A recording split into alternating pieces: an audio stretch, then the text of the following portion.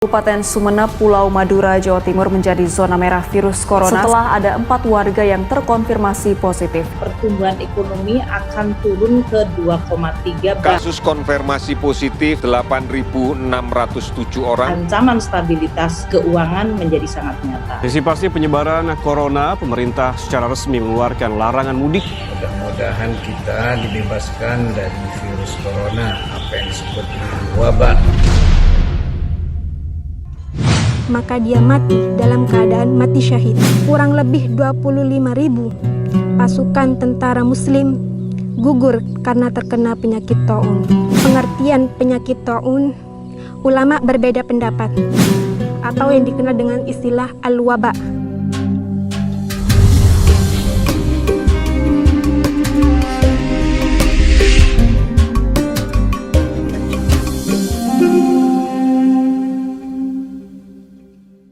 Bismillahirrahmanirrahim.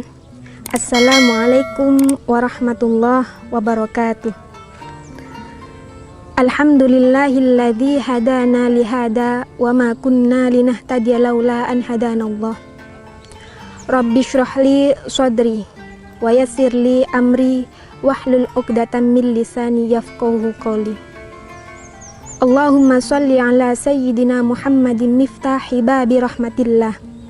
Adada ma fi ilmillah, sholatan wa salaman daimaini bidawami mulkillah, wa ala alihi wa sahbihi wa mawala. Amma ba'du. Sahabat-sahabatku yang dirahmati Allah, alhamdulillah kita semua mendapatkan nikmat dari Allah, yaitu kita bisa berjumpa dengan bulan suci Ramadan. Mudah-mudahan kita semua menjadi hamba-hamba Allah yang beruntung di bulan Ramadan, mendapatkan banyak pahala di bulan Ramadan dan mendapatkan maghfirah, ampunan dari Allah Subhanahu wa taala. Amin ya rabbal alamin. Dunia ini saat ini kita telah dihebohkan dengan suatu penyakit, yaitu wabah penyakit corona atau yang disebut dengan COVID-19.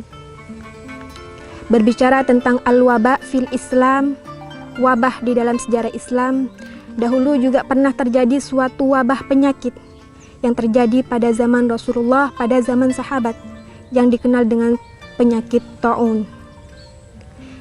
Diceritakan di dalam kitab Al-Isya'ah li Ashratis Sa'ah bahwa pada zaman Rasulullah terjadi penyakit taun yang disebut dengan taun Shiraweh.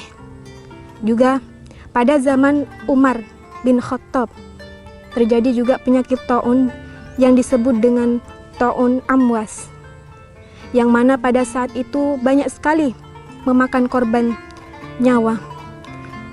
Dikisahkan bahwa pada saat itu hampir kurang lebih 25.000 pasukan tentara muslim gugur karena terkena penyakit taun. Ketika menghadapi wabah penyakit taun, Rasulullah Shallallahu Alaihi Wasallam mengingatkan kepada para sahabat, berpesan kepada para sahabat, yaitu sabda beliau, "Idza sami'tum bit-ta'un bi'ardin," jika kalian mendengar di suatu tempat ada penyakit ta'un atau wabah penyakit, fala tadkhuluha, maka janganlah kalian memasuki tempat tersebut. Wa idza waqa'a bi'ardin wa antum biha, dan jika kalian berada di tempat yang mana di situ terdapat suatu penyakit taun atau wabah penyakit, fala takhruju minha, maka janganlah kalian sekali-kali keluar dari tempat tersebut. Rasulullah berpesan kepada para sahabat, yaitu ketika menghadapi suatu wabah penyakit, agar langkah yang lebih tepat, langkah yang utama adalah melakukan isolasi diri. Tujuannya adalah untuk menghambat tali penyebaran virus tersebut atau menghambat penyebaran wabah tersebut. Bahkan Rasulullah Shallallahu Alaihi Wasallam memberikan kabar gembira kepada orang-orang yang mati karena terkena penyakit taun tersebut. Rasulullah bersabda, "At-taun syahadatun likulli muslimin." Orang muslim yang mati karena disebabkan penyakit taun, maka dia mati dalam keadaan mati syahid. Sahabat-sahabatku yang dirahmati Allah, lantas apakah virus COVID-19 ini bisa disamakan dengan penyakit taun? Untuk mengetahui hal ini, maka perlulah kita mengetahui definisi tentang penyakit taun tersebut. Mengenai definisi atau pengertian penyakit taun, ulama berbeda pendapat. Seperti misalkan Imam Nawawi mendefinisikan taun yaitu kuruhun takhruju fil jasad. Dalam artian, taun menurut Imam Nawawi adalah penyakit yang ada di kulit atau ada di tubuh yang sangat parah sehingga mengeluarkan darah dan menular kepada orang lain. Ini pengertian taun menurut Imam Nawawi. Berbeda halnya dengan Al-Jauhari. Beliau mendefinisikan taun dengan al-maradul am, yaitu wabah penyakit yang menjangkiti banyak manusia atau wabah penyakit yang menular sampai ke beberapa tempat atau yang dikenal dengan istilah al-waba. Dalam bahasa Indonesia diartikan dengan wabah penyakit. Kalau kita melihat definisi Al-Jauhari ini, virus corona bisa dimasukkan atau dikategorikan dengan penyakit taun. Sehingga orang yang mati dalam keadaan karena terkena penyakit virus corona ini bisa dikategorikan sebagai mati syahid.